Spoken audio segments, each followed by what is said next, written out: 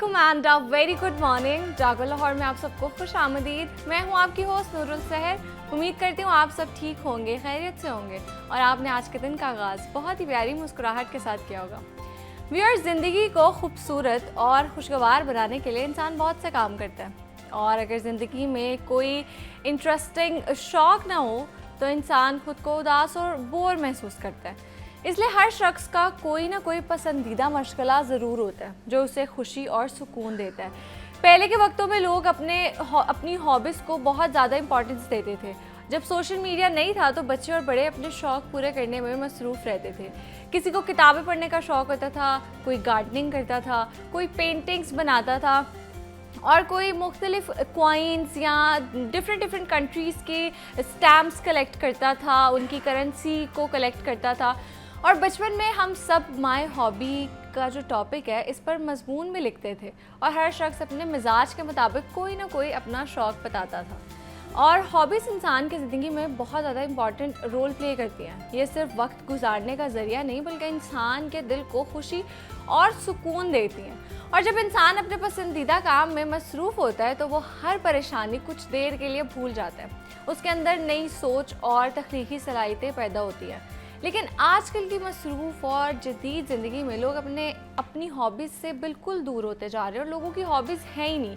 बच्चे भी पूरा वक्त मोबाइल फ़ोन और सोशल मीडिया पर गुजारते हैं जिसकी वजह से उनके अंदर के जो स्किल्स हैं और जो उनकी सलाहियतें हैं वो कम होती जा रही हैं। तो हमें चाहिए कि हम अपनी जो नई नस्ल है उसको अच्छी हॉबीज़ की तरफ माइल करें, उनको इनकरेज करें कि वो एक्टिविटीज़ की तरफ जाए, देखें उनको किस चीज़ का शौक़ है, किस चीज़ की तरफ उनको इंटरेस्ट है, क्योंकि जो हॉबीज़ हैं वो इंसान की शख्सियत को बेहतर बनाती हैं और ज़िंदगी को खुशियों से भी भर देती हैं।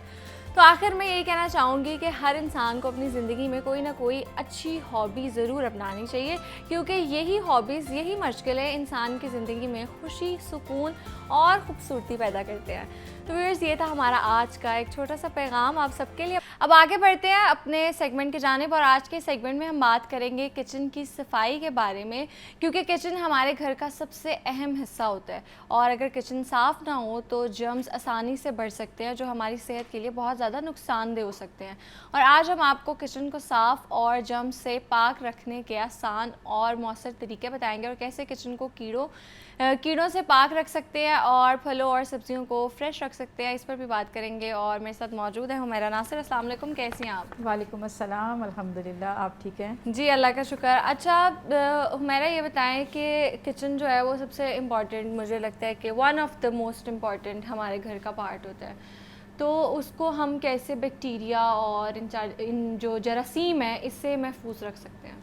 किचन तो डेफिनेटली हमारे घर का एक अहम तरीन हिस्सा है। सबकी सेहत, सबकी ज़िंदगियाँ उस किचन के साथ जुड़ी हुई होती हैं। कहते हैं ना कि जब किसी लड़की का रिश्ता लेने जाओ ना तो सबसे पहले उनके घर का किचन और वॉशरूम देखो। अगर तो वो साफ़ है तो इसका मतलब है कि वो घर वाले भी सलीकामंद हैं, उन्हें सफाई सुथराई का पता। अगर वो गंदे हैं तो इट्स मीन कि आप वहाँ पे ना जाएं। तो हमारा ईमान सबसे पहले, सफाई निस्फ़ ईमान है, तो किचन तो है ही। अभी इवन हमारी मदर बताया करती थी कि हम लोग अपनी किचन में जूती भी लेके नहीं जाते थे। अच्छा। हमने, क्योंकि पहले बैठ के किचन सारा किया जाता था काम, तो कहते हैं हम लोगों ने बाहर उतारनी तो फिर हम अपने किचन में एंटर होते थे। और मैं भी अपने घर अपने बच्चों को जब तक वो सुबह उठते हैं फ्रेश नहीं हुए मैं उन्हें किचन में आने नहीं देती। अच्छा। कि सबसे पहले वॉशरूम जाओ, फ्रेश हो, क्योंकि देखें रात को सोए हुए हैं, गंदे हाथ हैं, आपने गिलास पकड़ लिया, क्योंकि सबसे पहले बच्चा पानी पीने आएगा। बिल्कुल ऐसे है। जब आपने उसकी तरबियत कर दी कि नहीं भाई साफ़ हो गए तो किचन में तुम्हारी एंट्री अलाउ है, तो ये तो हमारी इंसानी सफाई हो गई। ठीक है, खुद भी साफ़ सुथरे हो, किचन में आए। सबसे पहले किचन को देखें, आपने जो भी आप अपने बर्तन वगैरह जो धोते हैं अच्छे डिटर्जेंट से धोया आपने, सबसे पहले तो हम वॉशिंग ही करेंगे ना अपने सबकी। सेकंड, हम क्या करते हैं, हॉट पॉट में रुमाल पड़ा रह जाता है, हम लोग ध्यान ही नहीं करते कि इसको निकालना भी है। रात के टाइम अगर रोटियां बच गई हैं तो काइंडली आप उन्हें निकालें और फ्रिज में रख दें। रोटियां ज़्यादा टाइम फ्रेश रखनी है तो उसमें एक अदरक का टुकड़ा रख दें तो भी फ्रेश रहेंगी। अदरवाइज़ हॉट पॉट जब खाली किया उसको वॉश ज़रूर करें और रुमाल आप कहीं हैंग कर दें, क्योंकि जब वो पसीना लगेगा, हम बार बार उसमें रोटियां भी रख रहे हैं तो एक ऑटोमेटिकली ना उसमें बैक्टीरियाज क्रिएट होने लग जाएंगे। अगर आप देखें तो कुछ लोगों के तो मैंने यहाँ तक देखे हैं कि रोटियां नीचे पड़ी हैं ऊपर रखते हैं, नीचे फंगस लग गया होता है। अच्छा, नहीं केयर करते। वाटर बॉटल है आपका, फ्लास्क है, नहीं धोते हम लोग, जस्ट ऐसे हल्का सा उसको हंगाल दिया, थोड़ा पानी डाला, चलो जी साफ़ है।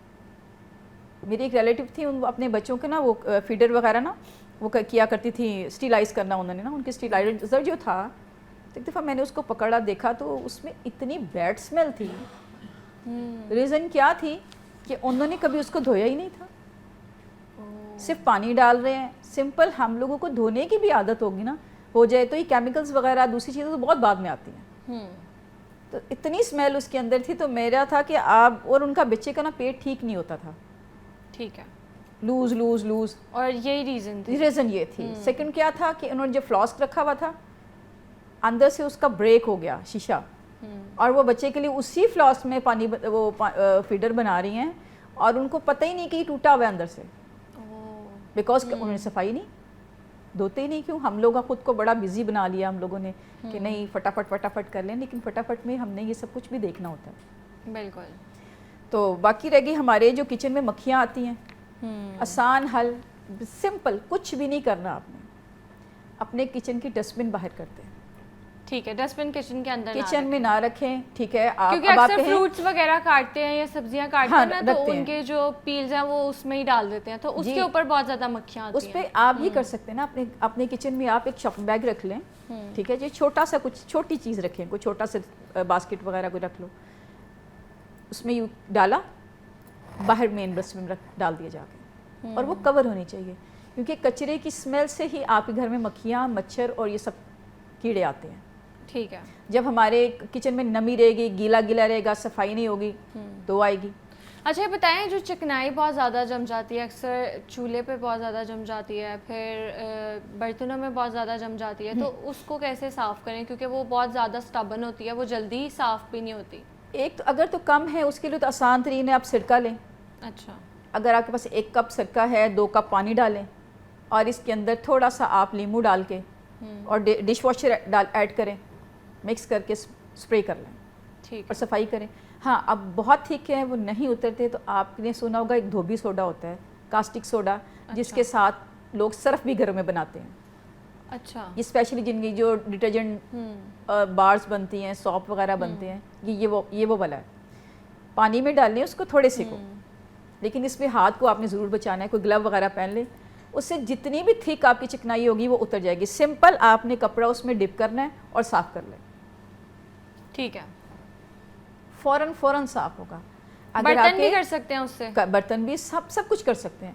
अब अगर आपके वो कहते हैं ना बर्नर्स वगैरह जो चूल्हे के हैं वो बहुत गंदे हुए हैं, मैसी हुए हैं, किसी टब में वो सोडा डालें, थोड़ा पानी डालें, उनको डिप कर दें कुछ टाइम के लिए, जितनी भी मोटी परत है आपकी चिकनाई की वो सारी साफ़ हो जाएगी। अच्छा, ये मुश्किल भी नहीं, आपको वो करना नहीं पड़ेगा, ज़ोर ज़ोर से स्क्रैच करना नहीं पड़ेगा, कुछ भी नहीं। ठीक है। अच्छा, आजकल गैस तो क्योंकि आती नहीं है, हुकूमत की मेहरबानी है, हर चीज़ ही उन्होंने बंद की हुई है आवाम के लिए तो लोग सिलेंडर बहुत ज़्यादा यूज़ कर रहे हैं, तो उससे ना बर्तनों पे बहुत ज़्यादा कालक लग जाती है, और मतलब लोग शिकायत करते हैं अमूमन बर्तन जो है ना वो ख़राब हो जाते हैं उससे, और फिर वो जाती भी नहीं है। तो जो बर्तन नीचे से बहुत ज़्यादा ख़राब हो जाते हैं, ब्लैक हो जाते हैं, तो उसका क्या हल है? उसको कैसे साफ़ कर सकते हैं? आपको मैंने बताया ना कास्टिक सोडा, धोबी सोडा। अच्छा, ठीक है, बहुत वैल्यूएबल है। कहीं पे कोई भी काई ये नहीं उतरी, किसी केमिकल से नहीं उतरी, उससे उतर जाएगी। ठीक है। कि मेरे अपने किचन में इस तरह था, तो मैं भी ये लिक्विड वगैरह सारा कुछ यूज़ कर रही थी, लेकिन वो सही नहीं हो रहा था, तो बल्कि मेरी मदर ने मुझे शारजा से ला के दिया, बड़ा अच्छा था वो, बड़ी अच्छे वो सारी स्टेन ख़त्म करता था, लेकिन वो नहीं साफ़ हो रहे थे। तो मैंने सिंपल यही किया, मेरे हस्बैंड ने मुझे ला के दिया, पानी में डिप किया, ग्लव्स पहने, और यूँ मैं साफ़ कर रही थी, और उसको रखना नहीं पड़ा मुझे, ये नहीं करना पड़ा कि मैं स्प्रे करके कुछ देर टाइम के लिए होल्ड कर लूँ, कुछ भी नहीं।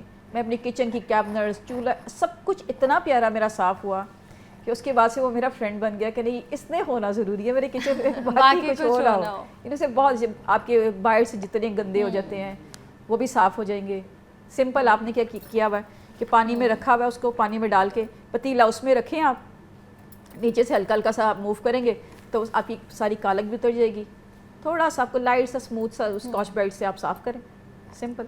ठीक है। अच्छा, मेरा ये बताएं, सिंक में अक्सर ज़्यादा देर बर्तन रखो ना तो स्मेल भी हो जाती है और सिंक बहुत जल्दी गंदा भी हो जाता है, तो सिंक को कैसे हम साफ़ रख सकते हैं और उसके लिए क्या टिप्स और टेक्निक्स हैं? आपके सिंक में आप क्या करो, मीठा सोडा ये जो हमारा खाने वाला सोडा होता है, मीठा सोडा लें, थोड़ा सा डालें, उसके ऊपर विनेगर डाल दें रात के टाइम, ठीक है।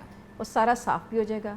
अगर आपने वैसे तो आप जब बर्तन धोए तो अपने डिश वॉशर के साथ ही आप अपना सिंक भी साफ़ करें, ठीक है। और अगर गंदे बर्तन ज़्यादा टाइम पड़े रहेंगे तो वो तो बू आएगी ना, वो तो जाएगी तो नहीं ना। हाँ, अगर उसके नीचे पाइप में से आ रही है तो फिर आपको मीठा सोडा और विनेगर, ये दोनों बेहतरीन चीज़ें हैं। उसके अलावा अगर बहुत ज़्यादा फंस गया है, निकल नहीं रहा, तो आप वो जो मैंने आपको बताया धोबी सोडा, कास्टिक सोडा जो है वो आप डाल के, लेकिन रात के टाइम में, दिन में नहीं। ठीक है। वो तो इतना आपको पता लगेगा, उसमें से तो हीट निकलती है बाकायदा, वो आप उसको डायरेक्टली हाथ नहीं लगा सकते उसको। इसलिए आपसे कहा है कि आपने उसे जब यूज़ करना है ग्लव्स पहन के यूज़ करना है, डायरेक्टली नहीं करना। ठीक है, जो आपके हाथ को डैमेज कर सकता है। इवन अगर आप देखें ज़्यादा टाइम आप सर्फ में अपना हाथ रखोगे ना तो आपके हाथ भी स्क्रैचेस आ जाते हैं। एग्जैक्टली, और बहुत लोगों को एलर्जी हो जाती है, छोटे छोटे दाने निकल आते हैं। तो इसलिए इन चीज़ों को थोड़ा सा अवॉइड, अपने हाथों की प्रोटेक्शन करनी चाहिए। ठीक है, सिंक को हम कैसे बैक्टीरिया और जर्म से पाक रख सकते हैं, तो वो बताएं। हमारे पास अल्लाह ताला ने जो सिरका दिया हुआ है, बेहतरीन एंटीसेप्टिक है, आपकी सेहत के लिए क्या, सफाई के लिए भी। आप एक बॉटल में 1 कप लें सिरके का और 2 कप पानी के डालें, साथ में डालें थोड़ा सा डिटर्जेंट, लिक्विड डिटर्जेंट डाल के मिक्स करके अपने पास एनी टाइम रखें। स्प्रे करें, सफाई कर ली, साफ़ हो गया, स्प्रे करें और सफाई कर लें नीट। उसके अलावा जब आपके कमरे किचन में अगर चूल्हे के जो पीछे दीवार भी होती है, हम लोग उसको नॉर्मल इग्नोर कर रहे होते हैं, बड़ी मैसिव हो जाती है, हमारे ऊपर से हुड जो होते हैं वो बड़े ख़राब हुए होते हैं, उन सब में आप इजीली स्प्रे करके आप उसकी सफाई कर सकते हो। ठीक है, नीट। खाना पकाने के बाद कंफर्म अपने किचन को साफ़ करके ही निकलें। हम लोग क्या करते हैं, खाना तो पका लिया लेकिन हम बाहर चले जाते हैं, जल्दी से चले जाएंगे, अच्छा हाँ बाद में कर लेंगे। एक तो आपका टाइम बहुत ज़्यादा लगेगा, दोबारा वो सारे आपके स्टेन जो वो स्टिक हो जाते हैं और सफाई मुश्किल हो जाती है। अगर हम साथ के साथ करते रहेंगे फिर हमें प्रॉब्लम नहीं होता। फिर हमारे किचन में आते हैं कॉकरोचेस, ये हर घर का प्रॉब्लम है। सिंपलेस्ट जो मैं आपको बताऊंगी, जो आपके पास होता है मीठा सोडा, ठीक है, और चीनी हमें चाहिए पिसे हुए। अगर आपके पास 1 चम्मच चीनी का है, ठीक है, तो आपने 1 चम्मच ही मीठा सोडा डालना है। ठीक है, ओके। चीनी में मीठा सोडा, इसको मिक्स करें और आप रात के टाइम अपने किचन्स के जहाँ जहाँ को पता है आते हैं कॉकरोचेस, आते हैं कैबिनेट्स में आते हैं, उन जगहों पे थोड़ा सा मिक्स करें और हल्की सी एक लाइन लगा दें।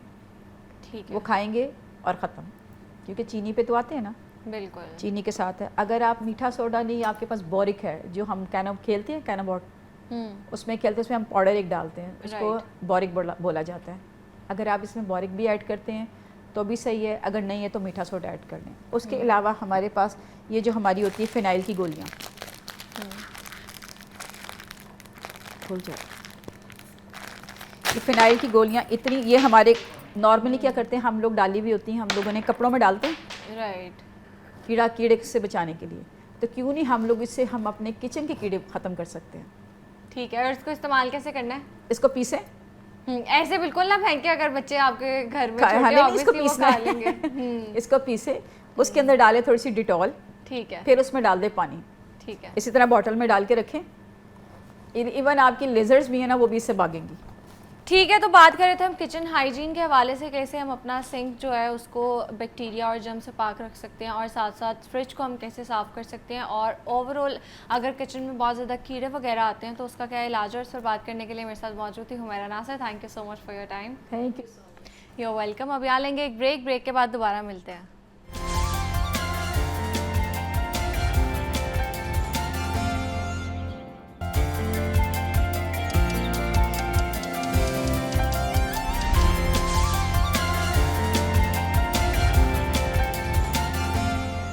Welcome back. आगे बढ़ते हैं अपने सेगमेंट की जानिब और थोड़ा स्किन के हवाले से बात कर लेते हैं। और आज हम बात करेंगे फुलबेरी का इलाज कैसे मुमकिन है, कैसे किया जाता है। और इस सेगमेंट में हम कोशिश करेंगे कि जो लोगों के जहनों में एक मिथ चलती है कि शायद कोई मखसूस किस्म की मछली खाने के बाद दूध पी लिया जाए या अंडा खा लिया जाए तो ये मर्ज़ यानी कि फुलबेरी हो सकती है, इसमें कितनी सच्चाई है, और ये हम डॉक्टर से जानेंगे और ये समझने की कोशिश भी करेंगे कि क्या हम इसका इलाज मुकम्मल तौर पर करवा सकते हैं, क्योंकि अक्सर लोग कहते हैं कि इसका इलाज मुमकिन नहीं है।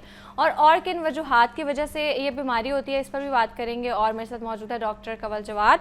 अस्सलाम वालेकुम, कैसी हैं आप? वालेकुम अस्सलाम, मैं ठीक अल्हम्दुलिल्लाह, आप कैसी हैं? अल्लाह का शुक्र। अच्छा डॉक्टर कंवल, सबसे पहले तो बताएं, हमें थोड़ा सा क्लियर करें, फुलबेरी या मेलेनोसाइट ये क्या होता है? देखिए, फुलबेरी जो है बेसिकली विटिलाइगो को कहते हैं। ये एक ऑटो इम्यून डिजीज़ है। इसे बर्स भी कहा जाता है। इसमें आपने देखा होगा कि काफ़ी लोग ऐसे होते हैं जिनके जिस्म के डिफरेंट पार्ट्स पर सफ़ेद निशान आना शुरू हो जाते हैं, यानी कि जो आपकी स्किन का कलर है उससे लाइटर कलर आपकी स्किन का होना शुरू हो जाता है। मोस्टली ये फेस पर, आईलिड्स पर, आपके एयर्स पर, आपके हैंड्स पर, इन बिटवीन फिंगर्स या फिर आपकी बॉडी में किसी भी पार्ट पर निकलना शुरू हो जाता है। फुलबेरी एक ऐसी ऑटो इम्यून डिजीज़ है, यानी कि आप ही के जिस्म का जो मुदाफ़ती सिस्टम है वो नॉर्मल सेल्स के अगेंस्ट हो जाता है, उसके ख़िलाफ़ काम करना शुरू कर देता है, जिसकी वजह से आपके जो बॉडी है उसका जो नॉर्मल पिगमेंट है, जो हमारी स्किन का कलर होता है, वो लाइटर होना शुरू हो जाता है। मेलानोसाइट्स जो हैं वो एक डिफरेंट उसकी ट्रीटमेंट के पैटर्न में आ जाता है, लेकिन बर्स, फुलबेरी या फिर विटिलाइगो ये सब एक ही चीज़ के नाम है। ठीक है, अच्छा बताएं ये होता क्यों है, क्या वजूहत है? और ये जो मछली वाली मिथ है कि मछली के बाद हम अगर दही खा लें, दूध पी लें तो उसकी वजह से होता है, लेकिन जब हम बाहर से मछली खाने जाते हैं तो वो तो हमें रायता साथ देते हैं खाने के लिए, और बहुत से लोग मेयो उसके साथ भी खाते हैं, तो इस चीज़ में कितनी सच्चाई है? ये एक मिथ ही है, ऐसा कुछ भी नहीं है कि मछली खाने से आपको विटिलाइगो होता है, बिकॉज विटिलाइगो एक ऐसी बीमारी है जो कि आप ही के जिस्म की मुदाफ़ती सिस्टम की वजह से, जैसे मैंने अभी बताया, उसके अगेंस्ट हो जाते हैं, नॉर्मल सेल्स के ख़िलाफ़ वो काम करना शुरू कर देता है, तो ये विटिलाइगो हो जाता है। दूसरे फैक्टर्स में इसके आपकी जीन्स शामिल है। अगर आपकी जेनेटिक्स में, आपकी फैमिली हिस्ट्री में विटिलाइगो है किसी भी वजह से, तो ये आपको हो सकता है। अगर आपकी बॉडी में कोई और ऑटो इम्यून डिजीज़ है, जैसे बहुत सारे लोगों को आजकल आपने देखा होगा बहुत कॉमन है, थायराइड का इशू हो जाता है, जो कि खुद एक ऑटो इम्यून डिजीज़ है। अगर किसी को एलोपेशिया है, बाल छड़ की बीमारी है, वो भी एक ऑटो इम्यून डिजीज़ है। खुदा ना ख्वास्ता कोई कैंसरस या कोई ऐसा प्रॉब्लम है जो कि आपके जिस्म की मुदाफ़ती निज़ाम को, ऑटो इम्यून सिस्टम को ख़राब कर रहा है, तो भी उस बंदे में ट्रिगर हो सकती है ये। अगर आपको बहुत ज़्यादा कोई इंजरी हुई है, बॉडी में हिस्ट्री है, बॉडी में जीन्स में मौजूद है लेकिन वो कभी ज़ाहिर नहीं हुआ, कोई आपको किसी किस्म की इंजरी हुई तो आपको ज़ाहिर हो सकता है ये। कोई मेडिकेशंस ऐसी हैं जिनकी वजह से विटिलाइगो अपीयर हो सकता है। आप अगर बहुत ज़्यादा स्ट्रेस में रहते हैं तो विटिलाइगो आपको अपीयर हो सकता है। ये सब ट्रिगरिंग फैक्टर्स हैं, यानी कि उसको बढ़ाने वाले फैक्टर्स हैं, लेकिन मेन कॉज उसका होता है कि आपके जिस्म का ऑटो इम्यून सिस्टम एक्टिव हो जाता है आपके नॉर्मल सेल्स के ख़िलाफ़। और इसका जो अगर हम कहें कि कॉज क्या हो सकता है, तो ये देखिए, बॉडी का system day by day change होता रहता है। अगर आपके जिस्म में इम्यूनिटी की कमी है, आप में वीकनेस है, लेकिन ये कभी ऐसा नहीं है कि ये कोई पुअर हाइजीन की वजह से हो गया। हाँ, आपकी लो डाइट की वजह से हो सकता है, पुअर डाइट की वजह से ज़रूर हो सकता है, लेकिन आपकी बॉडी के अंदर कहीं ना कहीं आपकी जीन्स में विटिलाइगो मौजूद होगा, बर्स मौजूद होगा, तो ये एक्टिवेट होकर बाहर आ जाता है। मतलब it has nothing to do with fish, जो हमने फिश के साथ मिथ बनाई बिल्कुल नहीं है। कोई दही से इसका लेना देना नहीं है। और मछली के बाद हम दूध भी पी सकते हैं? बिल्कुल पी सकते हैं, लेकिन अगर गैप कर लेंगे तो it will be good, because digestion में ईजी हो जाता है। क्योंकि कोई भी ऐसी चीज़ जो कि ऑयल कंटेनिंग होती है, कोई भी आप देखें ऑयल वाले कोई कैप्सूल खाते हैं, कोई ऐसी चीज़ लेते हैं, तो बेहतर होता है कि उसमें थोड़ा सा गैप कर लें, तो उसकी डाइजेशन, उसकी एब्जॉर्प्शन ज़रा अच्छी हो जाती है। ठीक है। अच्छा डॉक्टर कंवल, ये बताएं कि इसका इलाज किस तरह मुमकिन है? देखिए, फुलबेरी एक ऐसी चीज़ है जिसे हम कम्प्लीटली क्योर नहीं कर सकते ज़िंदगी भर। इलाज नहीं है? बिल्कुल, इसके इलाज हैं, उससे आप अपने कंफर्ट जोन में आ सकते हैं। आप उसके सिम्टम्स को समहाउ कवर कर सकते हैं। लेकिन अगर आप ये कहें कि जी मैंने विटिलाइगो को कम्प्लीटली ट्रीटमेंट में आपको बता दूं, तो ऐसा पॉसिबल नहीं है। दुनिया में बहुत सारे एडवांस ट्रीटमेंट आ गए हैं, पाकिस्तान में भी वो एडवांस ट्रीटमेंट हो रहे हैं, लेकिन उनमें से कोई भी ऐसा नहीं है जो इसको परमानेंटली ख़त्म कर दे। हाँ, ये हो सकता है कि जो आपका लाइफस्टाइल है, अगर आप उसमें थोड़ा सा कंफर्ट जोन में आना चाहते हैं, बिकॉज जिसको भी विटिलाइगो होता है, फुलबेरी होती है, उसका लाइफस्टाइल डिस्टर्ब हो जाता है, वो सोशली इनएक्टिव हो जाता है, आपका जो कॉन्फिडेंस है लाइफ का वो ख़त्म हो जाता है। क्योंकि बॉडी के ऊपर आपको पता है, जैसे फेस पर एक पिंपल भी आ जाता है तो हमारा कॉन्फिडेंस शेक कर जाता है। उसमें उसमें तो आपकी बॉडी पर सफ़ेद निशान आना शुरू हो जाते हैं, तो आप सोशली उसकी वजह से काफ़ी डिस्टर्ब हो सकते हैं। जितने भी ट्रीटमेंट्स हमारे पास अवेलेबल हैं उसमें कुछ स्टार्ट हम स्टीरॉइड बेस्ड चीज़ों से करते हैं, अगर क्योंकि ये जो विटिलाइगो है इसकी डिफरेंट टाइप्स होती हैं, एक सेगमेंटल है, एक नॉन सेगमेंटल है, एक यूनिवर्सल है। नॉन सेगमेंटल वो होता है जो कि सबसे ज़्यादा कॉमन है, वो आपकी बॉडी के दोनों साइड्स पर एक साथ अपेयर होता है। फॉर सपोज आपके हाथ पर हुआ इस पर, तो इस पर भी होगा। ठीक है। जो सेगमेंटल होता है वो बॉडी के किसी एक स्पेसिफिक पार्ट पर होता है। एक होता है यूनिवर्सल, यानी कि वो आपकी बॉडी के पूरे पार्ट्स को इन्वॉल्व कर लेता है। इवन आपके सर के बाल भी तेज़ी से सफ़ेद हो जाते हैं, आपकी आईब्रोज, आपकी लैशेज़, जहाँ जहाँ भी बाल है या जहाँ जहाँ भी स्किन है वो सब सफ़ेद होना शुरू हो जाती है, उसे हम यूनिवर्सल विटिलाइगो कहते हैं। तो डिपेंड करता है कि ट्रीटमेंट कौन सा दिया जाए उस कंडीशन पे कि आपकी विटिलाइगो किस स्टेज की है। अगर इनिशियल बिल्कुल स्टेज पे पेशेंट हमारे पास आता है तो हम सिर्फ उसको टॉपिकल क्रीम्स और खाने वाली मेडिसिन दे देते हैं, समहाउ हम उसे क्योर कर लेते हैं। कैसे? इनिशियल जो स्टेज है उसमें आप उसको क्योर कर सकते हैं। क्योर इन अ सेंस कि हम उसको काफ़ी हद तक रोक सकते हैं, बिल्कुल कंट्रोल कर सकते हैं, बट वो कभी भी दोबारा अपेयर हो सकता है। ऐसा नहीं है कि फिर उसका रिकरेंस नहीं होगा। बॉडी के अगर एक पार्ट पे हमने रोक लिया, फॉर सपोज क्रीम्स लगा के ट्रीटमेंट देके, तो वो बॉडी के किसी और पार्ट पे अपेयर हो सकता है। तो आपने इनिशियली ओरल ट्रीटमेंट से और लगाने वाले ट्रीटमेंट से आप उसको कवर कर सकते हैं अगर वो थोड़ी जगह पर है तो। लेकिन अगर वो पूरी बॉडी पर फैलना तेज़ी से रैपिडली स्टार्ट हो जाता है तो समटाइम हमें ओरल स्टीरॉइड्स देने पड़ते हैं। हमें उनको टेक्रोलिमस, पिमिक्रोलिमस, ये सब वो मेडिकेशंस हैं जो हम इसके लिए यूज़ करते हैं, जिनके केमिकल नाम मैं आपको बता रही हूँ, क्योंकि स्टीरॉइड हम लॉन्ग टर्म यूज़ नहीं कर सकते। स्टीरॉइड के अपने साइड इफ़ेक्ट्स होते हैं, स्किन को थिन कर देते हैं और बहुत सारे प्रॉब्लम्स हो जाते हैं। तो हम उसकी ऑल्टरनेटिव मेडिकेशंस खाने और लगाने वाली यूज़ कर लेते हैं। लेकिन अगर बात उससे भी नहीं बनती तो अब हम आ जाते हैं लेज़र्स पर। कॉलर है हमारे साथ, उनका भी सवाल लेते हैं। जी अस्सलाम वालेकुम। वालेकुम सलाम। जी सवाल कीजिए। ये डॉक्टर साहिबा से मेरा सवाल है कि मुझे भी हाथों पे है, मैं लिया से बात कर रहा हूँ, अरशद इकबाल। ठीक है, क्या है आपको? ठीक, मुझे भी ये फुल बैरी है हाथों पे और थोड़ा सा होंठ पे भी है, तो इसका वो लेजर का जो है, क्या ये लेजर से बिल्कुल खत्म हो जाती है? ओके, देखिए फुलबेरी जब स्टार्ट होती है और अगर आपको हाथों पर है तो लेज़र से बिल्कुल ख़त्म नहीं होती, लेकिन समहाउ हम इसे ट्रीट कर सकते हैं लेज़र की मदद से। और जैसे मैंने बताया कि खाने और लगाने वाली ट्रीटमेंट को दोनों को कंबाइन करके हम काफ़ी हद तक आपकी 60 to 70% लेज़र से इसको क्योर किया जा सकता है। इसकी जो ट्रीटमेंट है वो की जा सकती है। इसके लिए जो लेज़र्स हैं वो बड़े हर हॉस्पिटल में अवेलेबल हैं। अगर आप लिया से बात करें तो जो भी नियर बाय आपका DHQ होगा और वहाँ पर कोई स्किन स्पेशलिस्ट मौजूद हैं तो यकीनन उनके पास ये लेज़र मौजूद होगी। नहीं तो लाहौर में मौजूद हैं, लाइक जिना हॉस्पिटल है, सर्विसेज है, मेयो हॉस्पिटल है, इसमें लेज़र्स मौजूद हैं और आप वो लेज़र करवा सकते हैं। इसके सेशंस होते हैं और 6 to 8 मंथ्स लगते हैं। काफ़ी हद तक आपका वो जो पिगमेंट है वो काफ़ी हद तक आपकी स्किन के कलर से मैच कर जाता है। लेकिन मैं बिल्कुल ये नहीं कहूँगी कि वो 100% चला जाएगा, लेकिन बाकी ट्रीटमेंट्स अगर फेलियर में जा चुके हैं तो लेज़र ट्रीटमेंट आपको काफ़ी हद तक कवर कर सकता है। ठीक है, क्योंकि इसके जदीद तरीके, हम बात कर रहे थे ट्रीटमेंट्स की, इसके काफ़ी जदीद भी ट्रीटमेंट्स आ चुकी है। जैसे आपने शुरू में मेलानोसाइट का जिक्र किया था तो मैं उसी के साथ जाऊँगी कि मेलानोसाइट ट्रांसप्लांटेशन एक ट्रीटमेंट है, विटिलाइगो के लिए किया जाता है पाकिस्तान में भी और लाहौर में ख़ास तौर पे।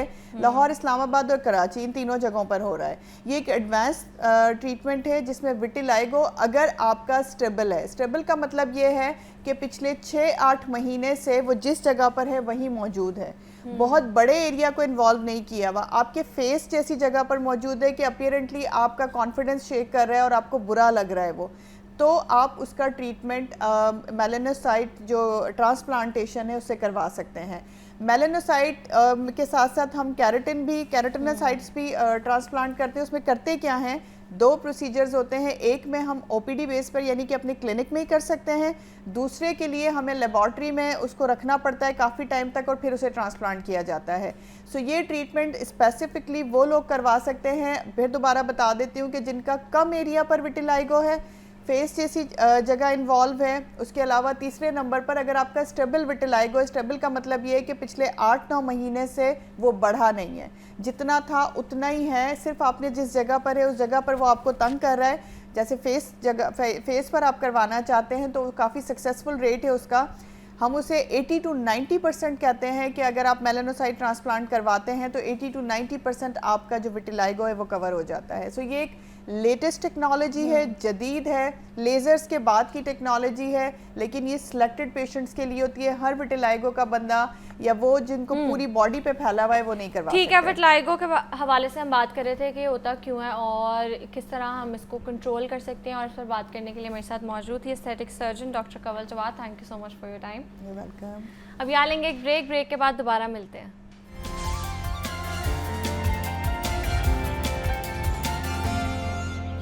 आगे बढ़ते हैं अपने सेगमेंट की जानिब, और आज हम बात करेंगे एक बहुत ही ज़्यादा अहम टॉपिक पर कि इंटरमीडिएट के बाद कौन से सब्जेक्ट्स या फील्ड्स का इंतखाब करना है, क्योंकि अक्सर स्टूडेंट्स ये फ़ैसला करते वक्त बहुत ज़्यादा परेशान होते हैं और कंफ्यूज होते हैं कि FA, FSC, ICOM या ICS के बाद आगे क्या पढ़ा जाए। इसलिए आज हमारे साथ मौजूद हैं कैरियर कंसल्टेंट, जिनसे हम जानेंगे कि मौजूदा दौर में कौन सी फील्ड ज़्यादा स्कोप रखती है, किन सब्जेक्ट्स की डिमांड बढ़ रही है और अपनी दिलचस्पी और सलाहियत के मुताबिक बेहतरीन फील्ड्स का इंतखाब कैसे किया जा सकता है। और मेरे साथ मौजूद हैं अब्दुर्रहमान। अस्सलाम वालेकुम, कैसे हैं आप? All good, thank you very much for having me on the show. You welcome. अच्छा अब्दुर्रहमान, सबसे पहले तो बताएं कि आज से, अब का तो नहीं मुझे पता, लेकिन आज से कोई 4 साल पहले बड़ा ट्रेंड था कि करनी है तो सिर्फ FSC करनी है। आप अगर कह देते थे घर में कि FA करना है, ICOM करना है, ICS, तो बड़ी बुलिंग का सामना करना पड़ता था। तो एक तो बताएं कि अब भी क्या यही ट्रेंड चल रहा है, और इंटरमीडिएट का हम मतलब हम कैसे चूज़ करें कि हमें क्या करना चाहिए, क्योंकि अक्सर हमारा कुछ इंटरेस्ट होता है, हमें घर वाले कुछ करने के लिए फोर्स कर रहे होते हैं, तो उनको भी हम कैसे कन्विंस करें कि ज़रूरी नहीं है कि सिर्फ प्री मेडिकल या प्री इंजीनियरिंग में ही आगे स्कोप है। तो इस हवाले से बताएं। Thank you so very much Noor, and I think this is a very important topic और बड़ा अच्छा सवाल किया आपने। मैं समझता हूँ कि आज भी FSC को लेकर पाकिस्तान में बहुत ज़्यादा प्रेवलेंस मौजूद है, इसका बहुत ज़्यादा स्कोप मौजूद है और बहुत ज़्यादा लोग इसको प्रेफर करते हैं कि हमारा बच्चा जो है, हमारा बेटा या हमारी बेटी, वो या तो प्री मेडिकल कर ले या फिर प्री इंजीनियरिंग कर ले। लेकिन एक और चीज़ जो पैरेलल नूर ग्रो हो रही है, दैट इज़ ICS, जिसको आप कंप्यूटर साइंसेज कहते हैं। सो इंटरमीडिएट लेवल पर कंप्यूटर साइंसेज का भी ट्रेंड जो है वो बड़ा रैपिडली इंक्रीज़ हो रहा है। जैसे जैसे फ्रीलांसिंग के मौके इंक्रीज़ हो रहे हैं, जैसे जैसे डिजिटल इकोनॉमी आपकी ग्रो कर रही है, वैसे वैसे कंप्यूटर साइंस भी बहुत ज़्यादा प्रिवेल कर रही है। And coming back to FSC, I think कि FSC एक ऐसी चीज़ है जिसका जो स्कोप है, उसकी जो अपॉर्चुनिटीज़ हैं वो तादेर मौजूद रहेंगी, बिकॉज उसके बाद जो करियर ऑप्शंस आपको मिल रहे हैं वो करियर ऑप्शंस देमसेल्व्स बहुत इंपॉर्टेंट है। मिसाल के तौर पे अगर एक बच्चा प्री मेडिकल कर रहा है, उसके बाद वो MBBS करेगा, वो BDS करेगा, and there are multiple other career opportunities जिस पे मैं समझता हूँ अभी हम बात करेंगे। सो वो करियर ऑप्शंस आपकी सोसाइटी को रन करने के लिए, आपकी इकोनॉमी को रन करने के लिए, आपके मुल्क को चलाने के लिए बहुत इंपॉर्टेंट है। इसका मतलब ये है कि इस डिग्री की डिमांड से ज़्यादा इसकी नीड है, तो इसलिए इसकी जो प्रेवलेंस है वो आपके मुआशरे में, आपकी सोसाइटी में मौजूद रहेगी। जैसा कि आपने कहा कि अब हम उसको चूज कैसे करें, हम कैसे ये समझें कि मेरे लिए ये ठीक है। हर बच्चे की अपनी एक स्ट्रेंथ होती है, एक एनालिसिस होता है जिसको आप कहते हैं SWOT analysis, SWOT, strength, weakness, opportunity and threat. हर बच्चा अपना SWOT एनालिसिस कर सकता है, वो देखिए कि मेरी स्ट्रेंथ क्या है। आज की जो आपकी स्ट्रेंथ है वो फ्यूचर की अपॉर्चुनिटी है, आज की जो आपकी वीकनेस है फ्यूचर का वो थ्रेट है। आप कोशिश करें कि आप अपनी स्ट्रेंथ को ऑप्ट करें, उसको पॉलिश करें और उसी में अपने करियर को एक्सेलरेट करने की कोशिश करें। और मैं पेरेंट्स से ये रिक्वेस्ट करूंगा जो हमें आज सुन रहे हैं कि अपने बच्चे को उसके इंटरेस्ट के मुताबिक करियर परस्यू करने दें, ना कि ट्रेंड, ना कि फैशन, ना कि अपने इर्द गिर्द के लोगों से वर्ड ऑफ माउथ जो आप कलेक्ट करते हैं उसकी बेसिस पर बच्चे का करियर सेलेक्ट ना करें। इनफैक्ट उसकी अपनी जो कोर कॉम्पिटेंसी है, उसका अपना जो इंटरेस्ट है, अपनी जो स्ट्रेंथ है, वो खुद किस चीज़ को एंजॉय कर रहा है बच्चा, आपको उसी के अंदर उसका करियर ग्रो होने देना चाहिए और उसको सपोर्ट करना चाहिए। बिल्कुल ऐसे है। अच्छा अब्दुर्रहमान, अब जैसे कि प्री मेडिकल है, उसके बाद बहुत सी फील्ड्स है। पहले लोगों को सिर्फ लगता था कि हम डॉक्टर ही बन सकते हैं, लेकिन अब हम देखते हैं कि बड़े BS आ गए हैं 4 साल के, जिसके बाद आपको अच्छी जॉब्स मिलती हैं हॉस्पिटल में और आप आगे मेडिकल फील्ड में बहुत अच्छा आगे ग्रो कर सकते हो। तो इस हवाले से भी ज़रा थोड़ा सा गाइड करें, क्योंकि आज भी लोगों को ये लगता है कि FSC के बाद अगर करना है तो सिर्फ MBBS करना है और कुछ करेंगे तो वो शायद मसला हो जाएगा और कुछ है ही नहीं।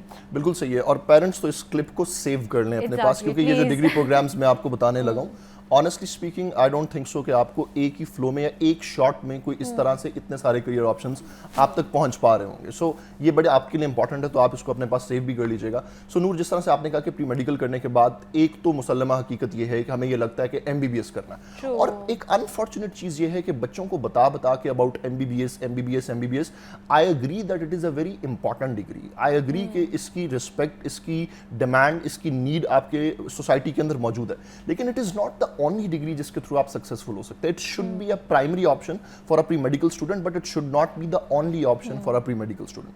आप MBBS के अलावा BDS कर सकते हैं, जिसको आप कहते हैं बैचलर्स ऑफ डेंटल सर्जरी. और BDS करने के बाद ऐसा नहीं है कि सिर्फ आप एज अ डेंटिस्ट सर्व करते हैं, आप उसके बाद FCPS कर सकते हैं जो फेलोशिप है. और FCPS for example maxillofacial surgery के अंदर आपने FCPS किया, now you are at a greater level कि आप बहुत बेहतर तरीके से जाकर सर्व कर सकते हैं और बहुत ज़्यादा आप करियर ग्रोथ भी जो है वो विटनेस कर रहे होंगे. सो BDS is one of the option. उसके बाद आपके पास DVM का ऑप्शन है, डॉक्टर ऑफ वेटनरी मेडिसिन. ये मैं आपको इतना ज़्यादा रिकमेंड नहीं करता. अगर बच्चे का बहुत ज़्यादा इंटरेस्ट है, if you are crazy animal lover, तो आप इस डिग्री को चूज़ करें. अदरवाइज आई वुड से कि आप इसको पास ऑन कर दें. तो कॉलर थी, उनका सवाल था, वो मुल्तान से है वो, कि उन्होंने प्री मेडिकल किया तो जो उनका टेस्ट होता है बाद में MT-CAT का, वो क्लियर नहीं हुआ, उसमें अच्छे मार्क्स नहीं आए, तो अब वो BBA करना चाह रही हैं, तो आप क्या एडवाइस करेंगे उनको कि वो कर सकती हैं? मैं ज़ाती तौर पर BBA को पसंद करता हूँ और मैं रिकमेंड करता हूँ कि अगर उनका इंटरेस्ट है इस चीज़ में तो अब वो she can proceed well. So it is bachelors in business administration.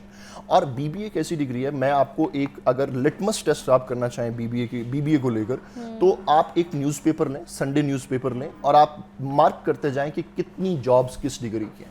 I am challenging you on screen on camera के सबसे ज़्यादा जॉब्स जो हैं वो आपको BBA को देखने को मिलेंगी.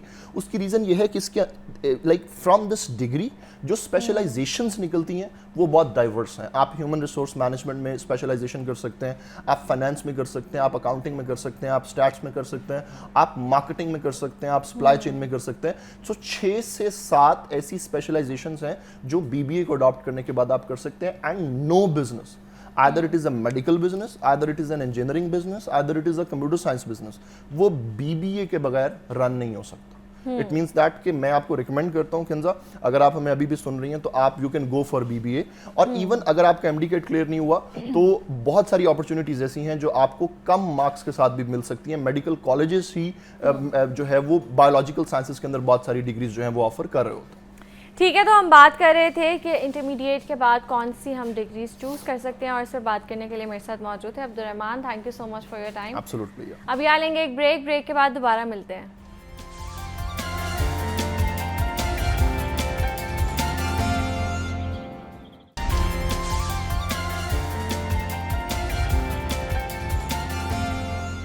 Welcome back. आगे बढ़ते हैं अपने सेगमेंट की जानिब और बात करेंगे लाहौर की ट्रैफिक के हवाले से. लाहौर में तमाम बड़ी शाहराएं सिग्नल फ्री कॉरिडोर्स हैं. Ferozepur road, canal road, jail road, GT road और जोहर टाउन मेन बुलेवार्ड के अलावा भी बहुत सी सड़कें हैं जहां सड़कें और शाहराएं सिग्नल फ्री हैं. मगर इस सब के बावजूद लाहौर में ट्रैफिक जाम का मसला रोज़ाना का मामूल बनता जा रहा है. इसकी वजूहात क्या है और क्या शहर में ट्रैफिक मैनेजमेंट बुरी है, पब्लिक ट्रांसपोर्ट की कमी है, यानी इस वजह से भी कि सड़कों पर गाड़ियों की तादाद नाकाबिल बयान हद तक ज़्यादा है. ज़ाहिर है लाहौर की आबादी भी तो 1.5 करोड़ है, तो क्या ज़िम्मेदारान ने इस हवाले से कोई लाहे अमल बनाया है, क्या कोई ट्रैफिक सर्वे हुआ है, और इस पर आज बात करेंगे. मेरे साथ मौजूद हैं रोड सेफ्टी एक्सपर्ट तो किराना साहब. अस्सलाम वालेकुम, कैसे हैं आप? अल्लाह का शुक्र है. साथ मेरे साथ मौजूद हैं शेख ज़ैनुल आबिदीन. अस्सलाम वालेकुम, आप कैसे हैं? मैं अच्छा हूँ, आप बताएं. अल्लाह का शुक्र है. अच्छा, तो की साहब सबसे पहले तो बताएं कि लाहौर में जैसे सिग्नल फ्री रोड्स भी हैं, तो उसके बावजूद हम रश आवर्स पे देखते हैं, जैसे सुबह का टाइम है जब स्कूल्स का टाइम होता है, बहुत ज़्यादा ट्रैफिक होती है, और फिर 5 बजे बहुत ज़्यादा ट्रैफिक होती है, फिर 12 से 1 हम देखते हैं बहुत ज़्यादा ट्रैफिक होती है, फिर 8 बजे भी बहुत ज़्यादा ट्रैफिक होती है. तो इस सब के बावजूद भी क्यों ट्रैफिक मैनेजमेंट इतनी ज़्यादा बुरी है? देखिए जी, ये जो रोड सेफ्टी या सड़कों पे चलने की जो रिस्पॉन्सिबिलिटी है, ये बेसिकली शेयर्ड रिस्पॉन्सिबिलिटी है, हर एक की रिस्पॉन्सिबिलिटी है. हम ये समझें कि जी गवर्नमेंट ने कुछ करना है और हमने कुछ नहीं करना, तो तब भी बात नहीं बनती है.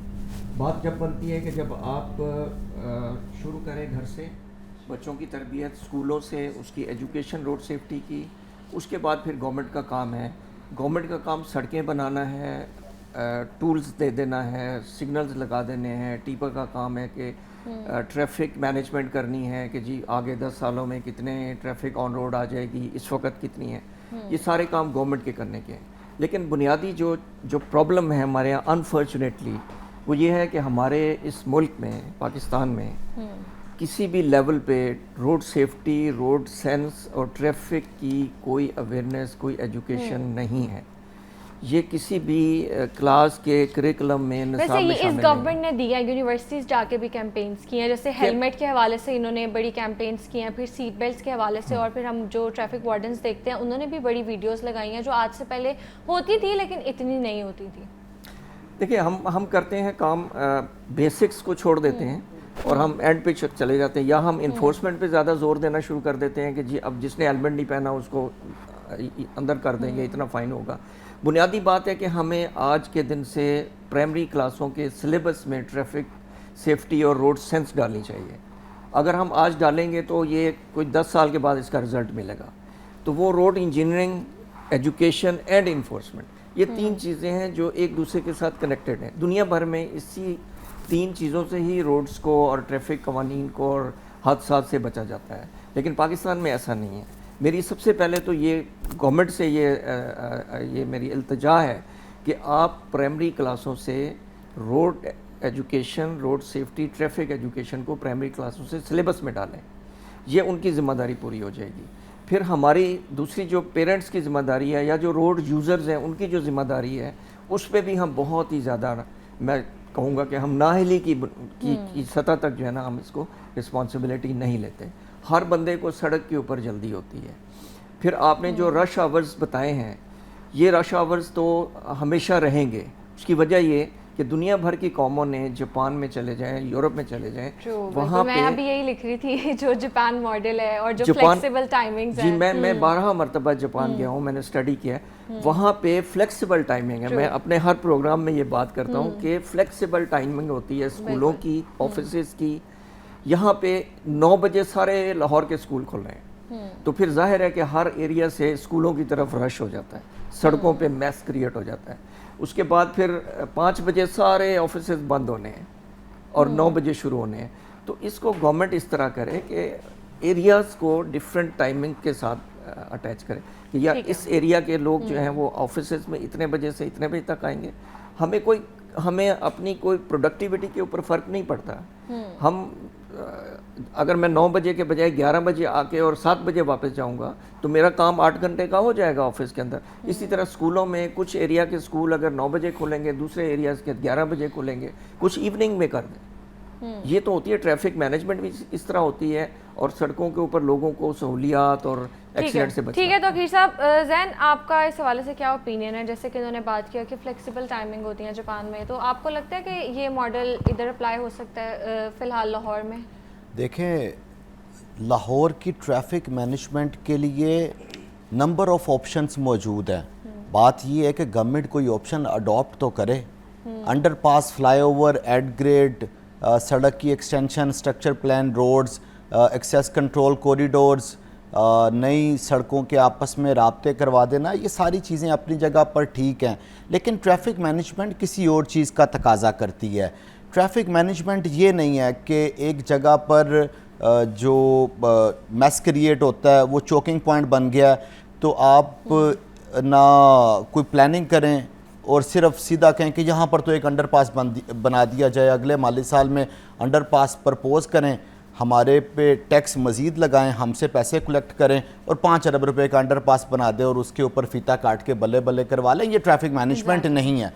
देखें, जो आपका सवाल है ना कि जापान या दीगर जो मुल्क हैं जहाँ पर ट्रैफिक मैनेजमेंट बेहतर है, आप देखें कि सड़कों की एक्सटेंशन में सबसे बड़ा जो हमारे पास रोल मॉडल है ना, वो यूएई का है कि आप अबू धाबी से निकलें और दुबई तक सफ़र करें। एक वक्त ऐसा आता है कि 18 लेन की भी सड़क आ जाती है। आज भी आके ये जंग से पहले देखें तो पीक आवर्स में तो दुबई में भी जो ट्रैफिक जैम है वो होना शुरू हो गई है। वहाँ पर भी ये मीम्स बनना शुरू हो गई कि दुबई से लाहौर इतनी देर में नहीं पहुँचे, जल्दी पहुँच गए हैं, दुबई से शारजा पहुँचना मुश्किल हो गया। और जो व्लॉग्स करते हैं वो भी बताते हैं कि जो टैक्सी है उससे जल्दी आप पैदल पहुँच जाते हैं। अब बिल्कुल ऐसा ही है। तो ट्रैफिक मैनेजमेंट के और बहुत से तरीक़ाकार हैं। बुनियादी तौर पर लाहौर के मास्टर प्लान के ऊपर अमल दरामद नहीं किया गया।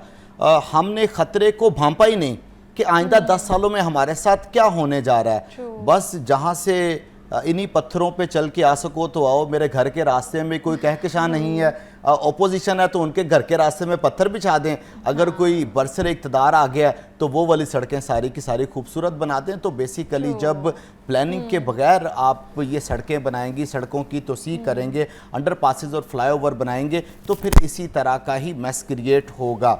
देखें दूसरी तरफ मैं समझता हूँ ठीक है, सोसाइटी का एक अपना किरदार है, लेकिन जब तक आप लोगों को पैदल चलने की अपॉर्चुनिटी ही प्रोवाइड नहीं करेंगे, स्टेट इसमें 51% लायबल है, जिम्मेदार है। स्टेट सबसे पहले वो तमाम चीज़ें प्रोवाइड करे, फिर लोगों को कहे कि हाँ अब हम आपको आगाही दे रहे हैं, अब आप फुटपाथ के ऊपर चलना शुरू हों, ये वॉकवेज़ आपके लिए बनाए गए हैं, ये सिटिंग एरियाज़ आपके लिए हैं।